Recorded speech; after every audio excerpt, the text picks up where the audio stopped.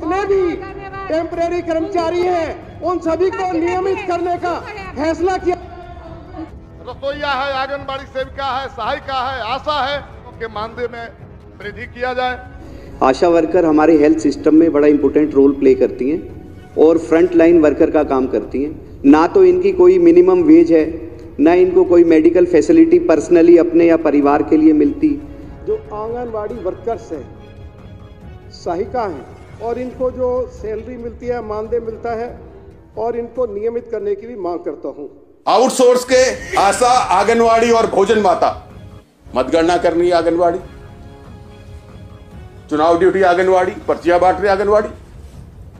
कई आशा और आंगनवाड़ी सेविका को मिली है सर, जाके उनका दुख आपको पता है। मेरे तो आशा वर्कर्स, आंगनवाड़ी वर्कर्स, मैं kindly see that anganwadi workers and anganwadi helpers. नमस्कार आंगनवाड़ी सेविका, सहायिका, मिनी बहनों, स्वागत है आप सभी का हमारी आज की इस बेहद महत्वपूर्ण और खास वीडियो में।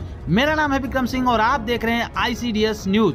आज की इस वीडियो में हम आपको तमाम राज्यों की विधानसभाओं में आंगनवाड़ी, आशा, रसोइया बहनों जैसे तमाम संविदा कर्मचारियों, आउटसोर्स कर्मचारियों के हितों को लेकर जो आवाजें उठाई गई, उनके मानदेय वृद्धि की जो मांग की गई है, उनके स्थायीकरण की जो मांग की गई, उसकी एक वीडियो दिखाने वाले हैं आपको। वीडियो आपके लिए बहुत ही ज्यादा महत्वपूर्ण है, तो वीडियो को पूरा लास्ट तक जरूर देखिएगा और अगर आपको ये वीडियो पसंद आए तो वीडियो को लाइक और शेयर भी जरूर करिएगा। 6,000 से कम आमदनी पर भी लोग जिंदा है। वो कौन लोग हैं महोदय, किनके चलते 6,000 से कम के आमदनी पर जिंदा है महोदय? क्या सरकार को यह पता नहीं है कि जिन स्कीम वर्करों से हम काम लेते हैं दिन भर, रसोईया है, आंगनबाड़ी सेविका है, सहायिका है, आशा है, हमारे यहाँ स्वच्छता मित्र है, ये तमाम लोगों को जो 100 रुपया और 75 रुपया प्रतिदिन के हिसाब से हम पारितोषिक के नाम पर, मानदेय के नाम पर देते हैं, और वो गरीब अगर 6,000 से कम पर जिंदा है तो उसका प्रमाण तो आप हैं।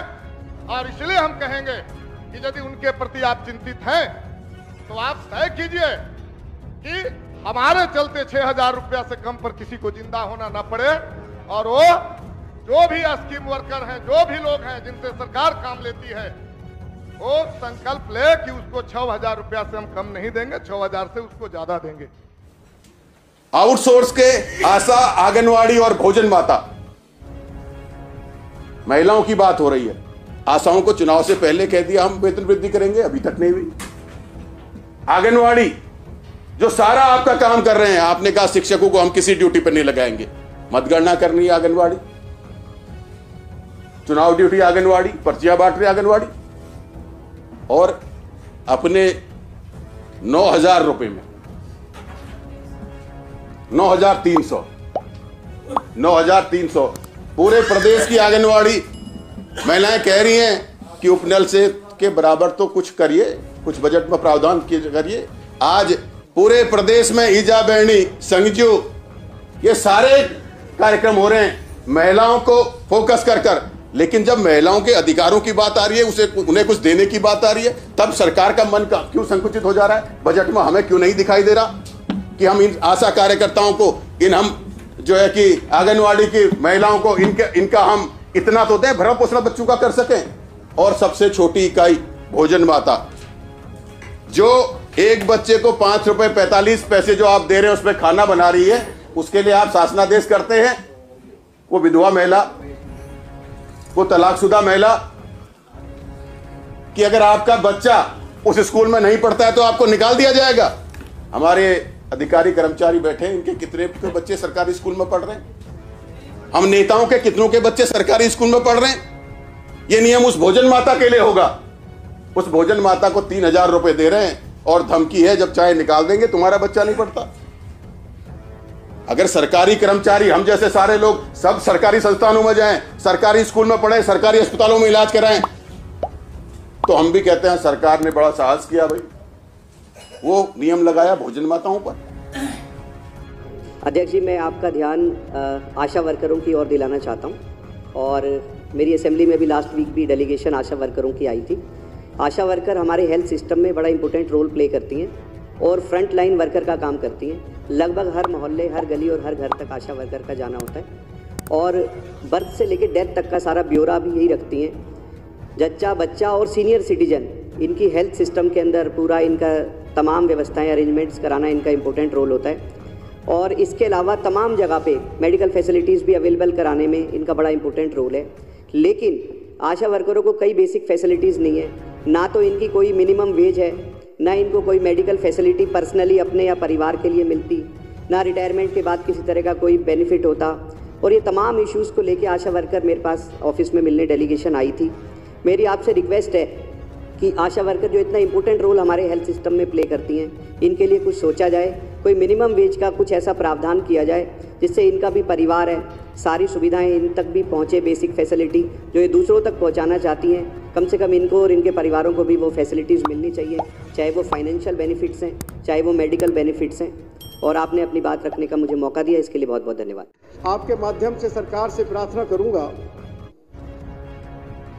कि दिल्ली में जो आंगनवाड़ी वर्कर्स हैं, सहायिका हैं, इनकी संख्या भी लगभग 11,000 है और इनको जो सैलरी मिलती है, मानदेय मिलता है 11,500 रुपया और सहायिका को 6,500 रुपया।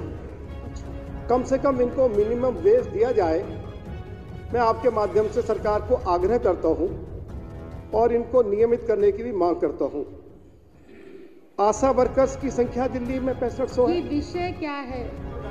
देखिए, इस हाउस में ये मेरी बात सुन लीजिए। मैं फिर आप मुझे रोक, मेरी बात सुन लीजिए, एक मिनट। मैं 2 मिनट में अपनी बात को देखिए, मेरी बात तो सुन लीजिए, आप मेरी बात तो सुन लीजिए। इस हाउस में आदरणीय स्वास्थ्य मंत्री श्री सौरभ भारद्वाज जी ने जब मैंने ये विषय उठाया था तो उन्होंने इस हाउस को आश्वासन दिया था कि इन सभी जितने भी हमारे टेम्परेरी कर्मचारी हैं, चाहे वो आशा वर्कर्स हैं, आंगनवाड़ी वर्कर्स हैं, चाहे गेस्ट टीचर्स हैं, इस पर उन्होंने कहा तैयार होकर आए, चर्चा कराएंगे। तो आप केवल नहीं गेस्ट टीचर गेस्ट टीचर्स को भी, वोकेशनल टीचर्स को भी, होम गार्ड्स को भी, डीटीसी के कर्मचारियों को भी और सफाई कर्मचारियों को भी और दिल्ली सरकार में जितने भी टेम्परेरी कर्मचारी हैं उन सभी को नियमित करने का फैसला किया। जी बैठे। कुलदीप कुमार जी अपना वक्तव्य रखेंगे। धन्यवाद अध्यक्ष महोदय, आपका बहुत बहुत धन्यवाद। ये बहुत इम्पॉर्टेंट है सर कि आंगनवाड़ी सेविका पिछले कई महीने से आंदोलन कर रही हैं।